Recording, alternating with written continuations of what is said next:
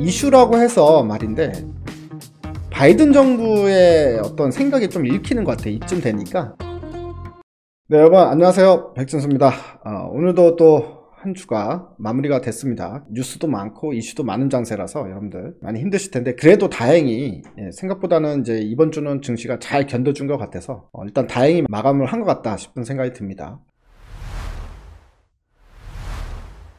나스닥 같은 경우에 어저께 이제 급락세가 나왔는데도 불구하고 우리 시장이 이제 잘 견뎌준 것만 해도 일단 뭐 다행이다라고 볼 수 있는 하루였고요. 그리고 오늘까지도 견조함이 좀 유지가 되면서 이제 시장 분위기가 좀 바뀌는 거 아니야? 이런 기대를 갖기에 좀 충분한 그런 모습이 아니었나 생각이 들고요. 물론 이제 다음 주 가서 또 새로운 이슈들을 좀 봐야 되겠지만, 이슈라고 해서 말인데, 지금 현재 이제 미국의 바이든 정부의 어떤 생각이 좀 읽히는 것 같아요. 이쯤 되니까. 그냥 이제 제 생각으로만 좀 말씀을 드리겠습니다. 이제 바이든 입장에 대해서 좀 생각을 해봤어요. 바이든 이제 대통령 돼서 딱 왔단 말이에요. 사실 이제 바이든 같은 경우에는 아주 인기 있는 대통령은 아니지 않습니까? 좀 나이도 많고, 우리 선거운동 할 때 치매라는 또 루머도 돌기도 했고, 실질적으로 아주 인기 있는 대통령은 아닌데, 대통령이 돼서 딱 왔을 때 가장 최악인 상황이었죠. 팬데믹 상황이었다. 그래서 이제 뭐 다른 거는 이제 둘째 치고, 우리가 주식이니까 경제 쪽에 관련돼서 이 사람들의 생각을 좀 이제 들여다 보니까 지금 나온 정책들이 이 사람들의 생각을 보여주는 것 같아요. 가장 첫 번째 목표로 하고 있는 부분이 그거 같아요. 고소득자, 즉 부자와 그리고 서민층 간의 이 빈부격차, 이걸 좀 해소를 해보자라는 부분이 좀 읽히고 있다라는 부분인데요. 이게 이제 어디서 읽히고 있냐라는 부분은, 팬데믹 이후에 여러분도 아시다시피 자산 가격은 다 올라왔어요. 너무 많이 급등을 했습니다. 주가도 많이 올랐죠. 하지만 이제 주가만 오른 게 아니라 실질적으로 뭐 부동산도 오르고 원자재 가격도 오르고, 자산이란 자산이라고 할 수 있는 건 다 많이 올랐죠. 근데 사실 실제 경기를 들여다보면은 많은 사람들이 직장을 잃었죠. 팬데믹 국면 오면서 직장이 사라지고, 그리고 많은 사람들이 오히려 더 빈곤에 허덕이는 이런 사람들의 숫자는 훨씬 더 많아졌죠. 그래서 이제 자산을 들고 있는 사람들은 누굽니까? 부자들이죠.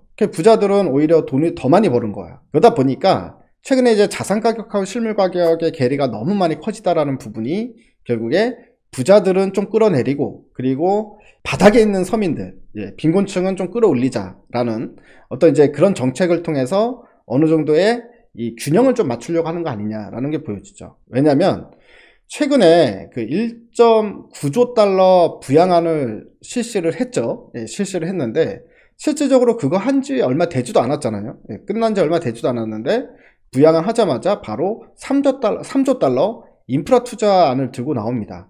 그만큼 돈을 뿌린다는 거는 미국 내에서도 너무 과하다, 숫자가 너무 과하지 않냐, 어떻게 계속 우리 돈으로 수천조씩 그냥 연달아서 쏘냐. 그렇다고 해서 미국 재정이 지금 튼튼한 것도 아니고 재정 적자가 상당히 심각한 상황인데 여기서 또 돈을 쓴다고? 라고 많은 사람들이 의구심을 지금 표하고 있거든요. 그럼에도 불구하고 그걸 굳이 가겠다라고 계속 밀어붙이고 있는 거죠.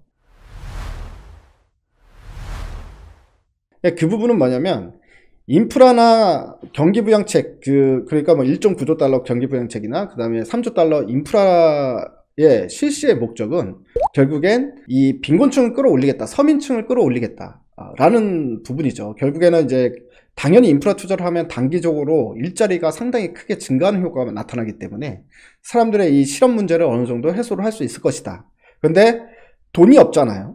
이 돈을 어디서 끌어오느냐? 결국 고소득자 또는 부자들한테 증세를 하겠다라는 거죠. 그래서 이들한테서 돈을 빼서 이 밑에다 뿌리는 이런 전략을 지금 현재 추진하고 있는 모습이다라고 보여지고요. 그리고 또 경제적인 부분에서 또다시 이제 일자리를 최대한 많이 늘려야 되는 이 바이든의 입장에서 보면, 실질적으로 지금 미래 사회에서 가장 중요한 제조업, 그러니까 이제 뭐 첨단 산업에 관련된 제조업이죠. 특히 반도체와 관련돼 가지고 이것들을 보니까 전부 다 아시아 쪽에 몰려있다 이거예요. 그렇기 때문에 바이든 또 기업들한테 그런 걸 하죠. 이제 지원금, 우리가 지원금을 줄 테니, 자, 미국에서, 그러니까 외국에 자꾸 수주를 주거나 외국에서 공장을 만들 생각하지 말고 미국 내에서 어떻게든 고용을 늘려라. 그러면 거기에 대한 대가는 우리가 해줄게 라는 정책을 이제 가져가고 있다는 거죠.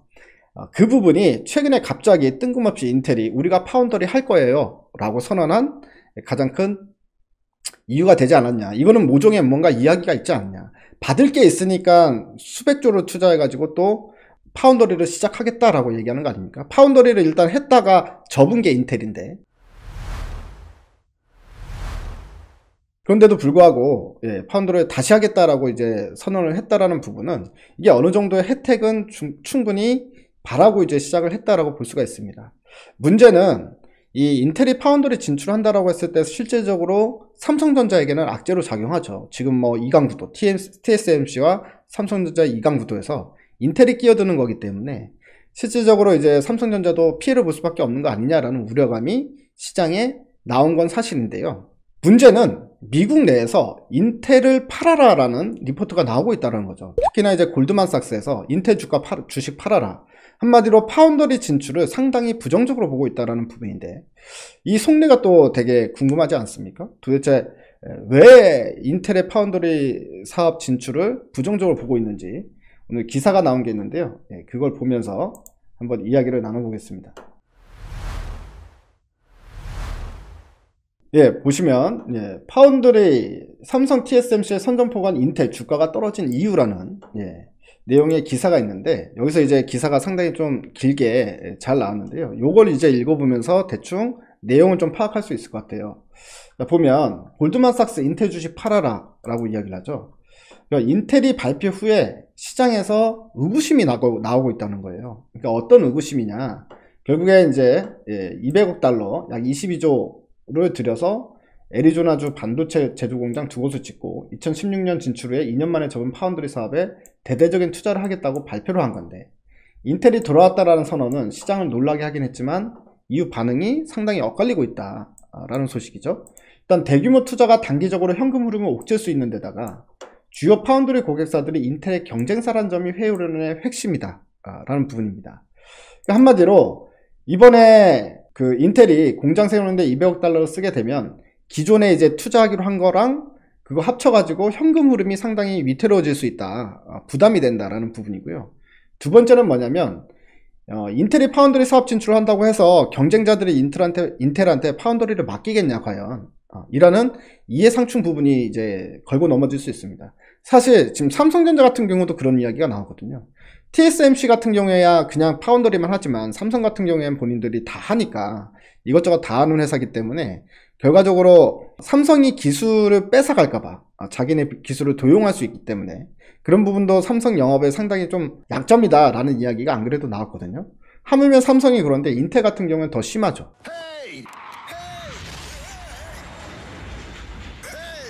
그래서 AMD나 퀄컴 이런 반도체 설계만 하는 패널리스트들은 인텔이 파운드리 사업에 뛰어들고 고객이 되지만 기존 프로세서 사업에선 경쟁자이기 때문에 인텔은 파운드리 사업을 따로 빼서 한다고 하지만 과연 대형 패널리스트들이 이거를 할까 과연? 라는 이제 의문이 든다라는 거죠. 골드만삭스에서 볼 때는. 때문에 일단 비용도 많이 들고 시간도 많이 소요되고, 그리고 중요한 건 파운더리를 한다고 해도 기본적으로 다른 업체들이 인텔에다가 파운더리 맡길 가능성이 얼마나 크겠냐라는 회의론이 지금 대두가 되고 있다는 거고요. 또 이제 가장 큰 문제는 그겁니다.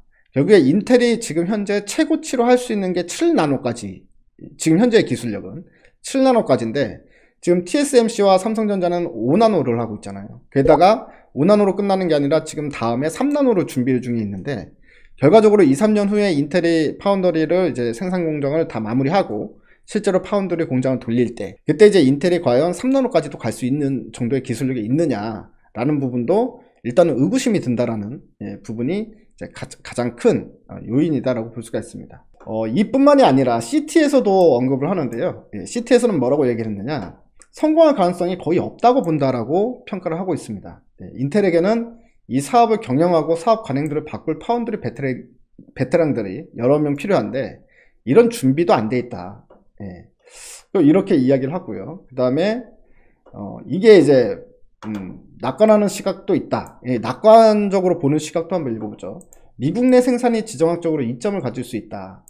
이러는 거, 당연히 이제 지정학적으로 이점을 가질 수 있는데, 근데 이제 이거는 말이 안 되는 게 TSMC하고 삼성전자도 지금 미국에다 파운드리 공장을 짓고 있기 때문에 당연히 이제 지리적인 이점은 이야기할 부분이 아닌 것 같습니다. 전 세계 선도적이고 경쟁력 있는 파운드리 생산 시설이 아시아 쪽에 집중되어 있는 상황. 그렇기 때문에 인텔이 파운드리가 필요하다라는 부분인데요.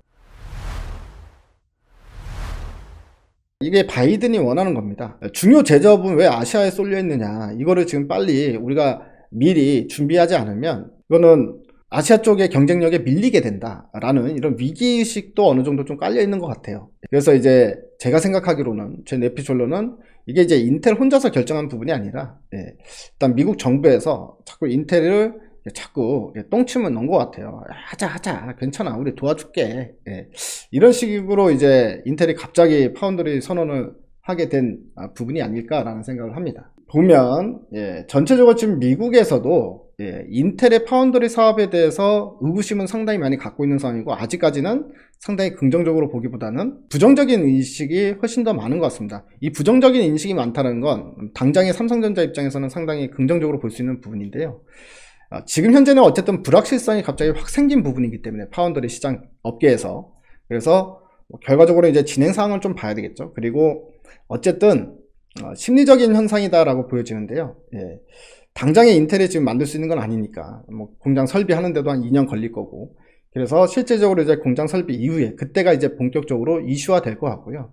지금은 어느 정도 좀 시간이 지나면 좀 사람들 기억에서 좀 잊혀졌다가 나중에 인텔이 이제 중간중간에 뭐 공장 이제 관련된 소식이 나올 때마다 한 번씩 이제 끄집어내서, 이때 인텔이 진출 선언했었지 라는 식의 어떤 흐름을 보이지 않을까 싶은 생각이 듭니다. 그래서 삼성전자 같은 경우에는 오히려 지금 D램 가격 급등세, 그리고 뭐 갤럭시도 이제 잘 팔렸다 그랬죠, 얼마 전에 뉴스 봤을 때. 그래서 갤럭시도 잘 팔리고 있어서 이제 1분기 실적이 예상보다 잘 나올 것 같다. 그래서 주가가 오히려 이제 바닥이고, 사실 8만원대가 깨지고 내려가면 이거는 이제 손절이 아니라 이제 더 사야 되는 그런 상황이 되지 않을까 싶은 생각이 듭니다. 여러분들 한 주간 수고 많으셨고요. 저는 또 다음 주에 더 재미난 이야기로 찾아뵙도록 하겠습니다. 감사합니다.